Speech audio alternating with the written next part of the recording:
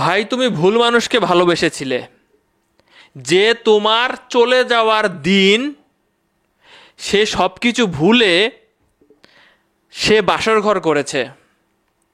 ভাই, তুমি তোমার বাপ মায়ের 20 বছরের কষ্ট জাস্ট 1 বছরের প্রেমে তুমি ভুলে গেছিলা। ভুল করেছ, কষ্ট লাগছে তোমার জন্য।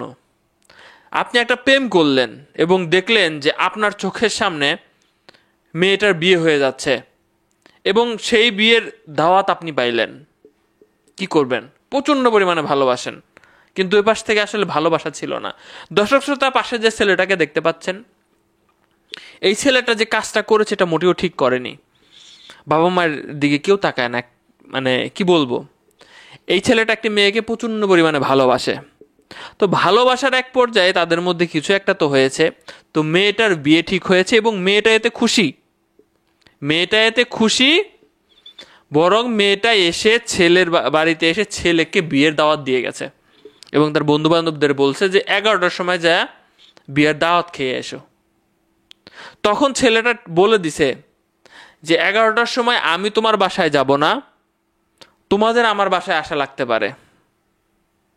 জাস্ট কল্পনা করেন, ছেলেটার কিছু কথা ছিল, লাস্ট কিছু কথা ছিল যে আমি কোনো কিছুতেই মেনে নিতে পারবো না যাকে আমি কল্পনা করেছি, যাকে অন্য কেউ হাত পর্যন্ত ধরতে পারবে না এমন কল্পনা করেছি, সেই আমার প্রেমিকা অন্যজনকে বিয়ে করবে, কবুল বলবে, বাসায় নিয়ে যাবে, বাসর ঘর হবে, সংসার করবে। আমি তো প্রচণ্ড পরিমাণে ভালোবাসছি, তোমাকে আমি আসলে ভুলতে পারবো না। এইসব কথা তার অনেক লেখাতে পাওয়া যায়। তো ঠিক 11টার সময় যখন যেদিন আসে, সময় আসে, পরের দিন 11টায় সত্যি ছেলের বাসাতে অনেক মানুষের ভিড়। কারণ ছেলেটা সত্যি সত্যি এটা সহ্য করতে পারেনি। সে না ফেরার দেশে চলে গেছে, নিজেই সিদ্ধান্ত নিয়েছে। মেয়েটা আসেনি, মেয়েটার বাসর ঘর, মেয়েটার বিয়ে হয়েছে, সংসার করছে, দিব্যি সংসার করছে।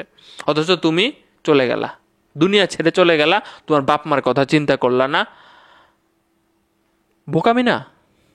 এরকম আমাদের সমাজে অহরহ আছে। প্রেমের সম্পর্ক হচ্ছে, বিয়ে হচ্ছে না বিভিন্ন কারণে। ওইটুক সময়ে আসলে সাপোর্ট দরকার, কিন্তু এই স্টেপটা নেওয়া উচিত হয় নাই ভাই তোমার।